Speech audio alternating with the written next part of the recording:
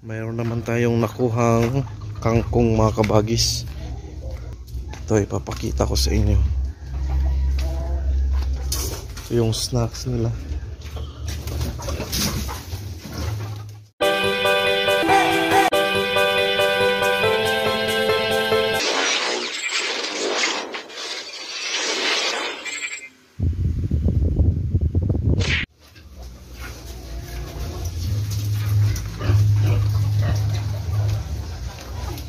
Snacks mo diha.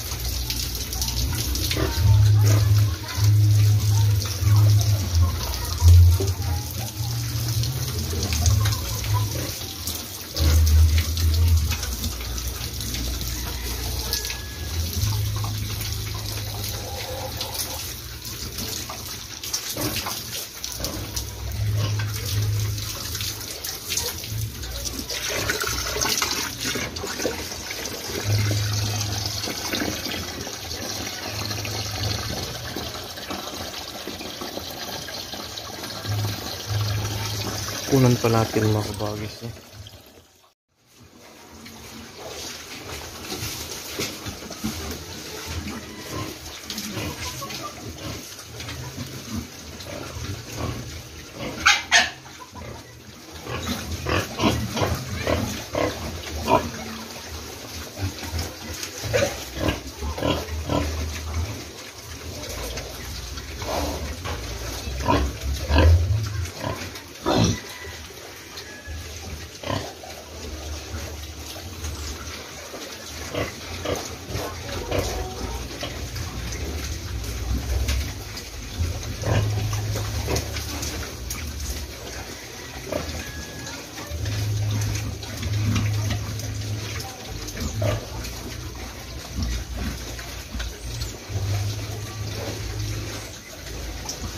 Yan, kangkong yung ating pinasnacks kanina.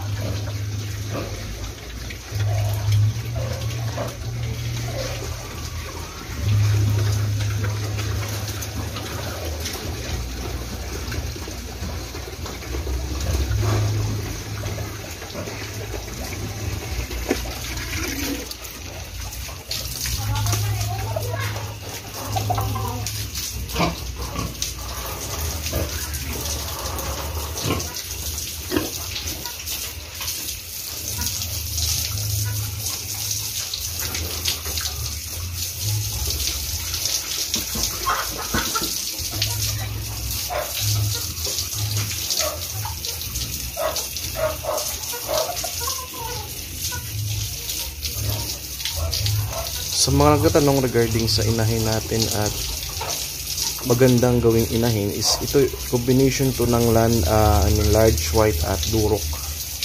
Tingnan nyo ang kanyang tayo, ang tangkad.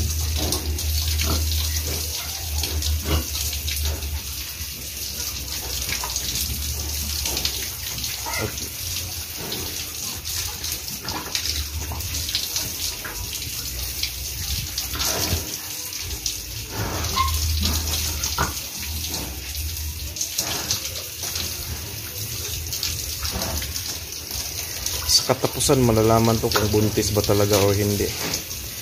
Kaso sabi ng nag-AI nito, in 18 to 20 days kung hindi mag-reheat, buntis na, lumagpas na tayo doon sa 20. Pero ako, hindi ako 100% sure kung buntis ba talaga. So sana buntis na kasi ang laki na ng tiyan, no? Kahit dinayet namin, malaki pa rin yung tiyan.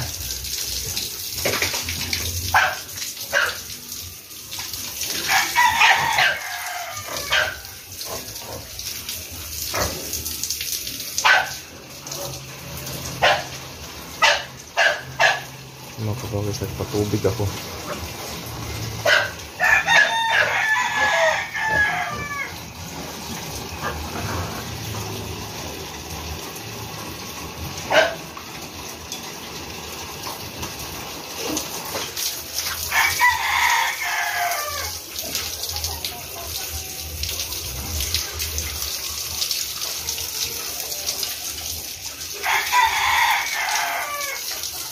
Yung mga sabi daw mga dumalaga na sampahan na or na AI na, ano daw yan, gustong gusto yan paliguan every time. Time to time paliguan sila kasi mainit din yung katawan.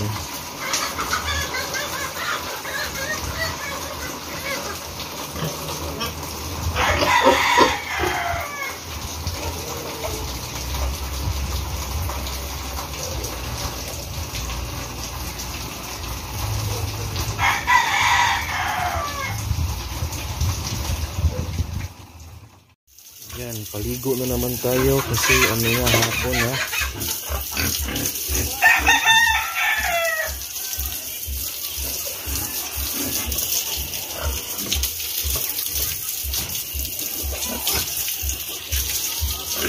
Grabe yung dumi, oh. Ito yung every ano to kabagis, umaga, tanghali at hapon. Ganyan yung setup nila.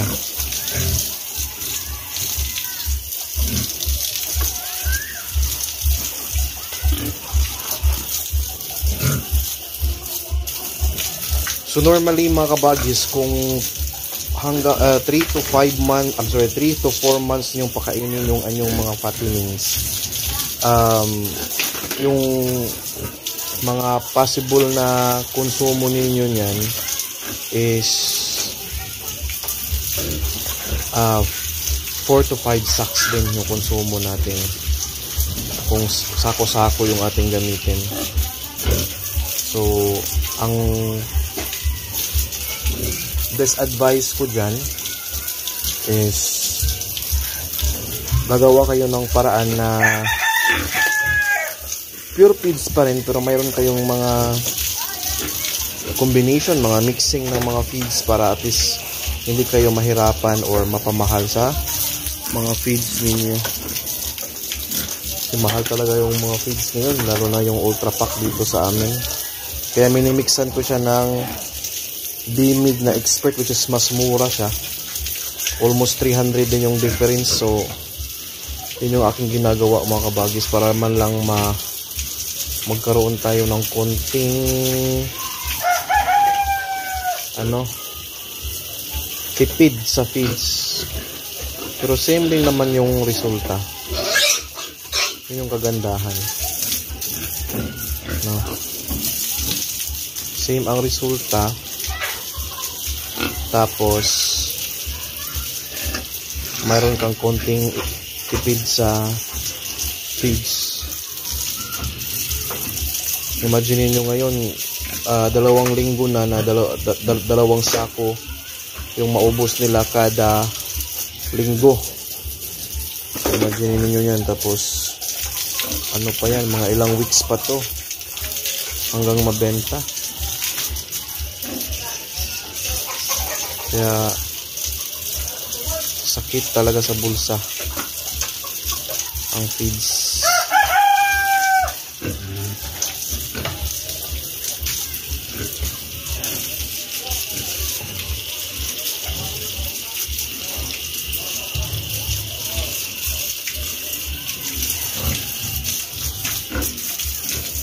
Ayan, sabunin ko muna mga kabagis ha. Sabunin muna natin. Yes, gusto ko rin palang i-add mga kabagis no, itong napaka common na topic at napaka maselan, kasi ito yung mga dahilan bakit may mga nag-aalaga, lalo na mga bagong bagong nag-aalaga pa lang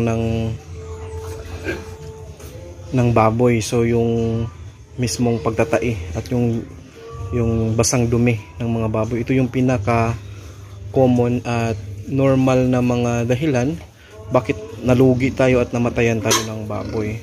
Kahit isang baboy na mamatay sa atin, napakalaking lugi na yan mga kabagis, kasi imagine niyo magkano na yung biik, tapos ang possible nakita noon after mong maalagaan ng 4 months, 'di ba? So yun yung lugi mo doon. At saka kaya ko gustong i-emphasize ito dito, kasi importante mga kabagis na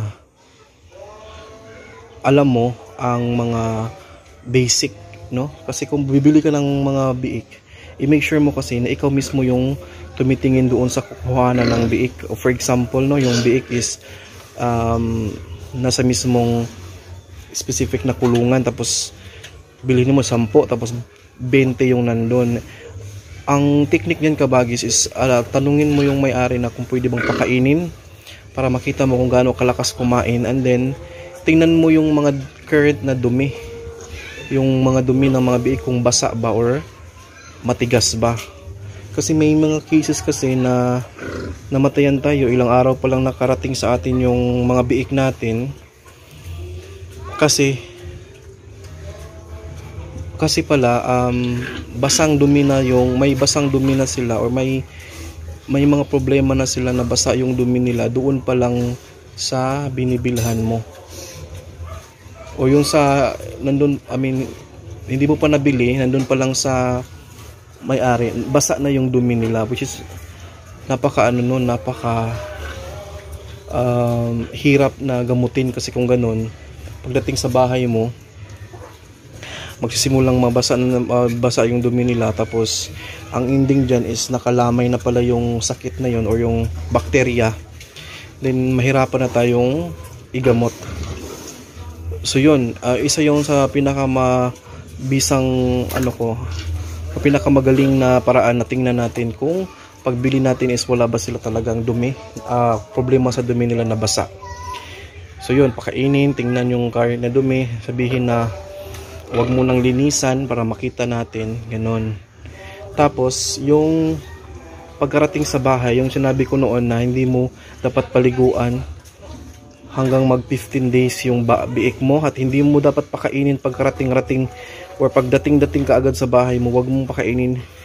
Bigyan mo muna ng 6 hours. Pwede namang painumin pero hindi pakainin in 6 hours at least, para hindi magbasa yung dumi. So yun yung ginagawa ko mga kabagis para maiwasan yan.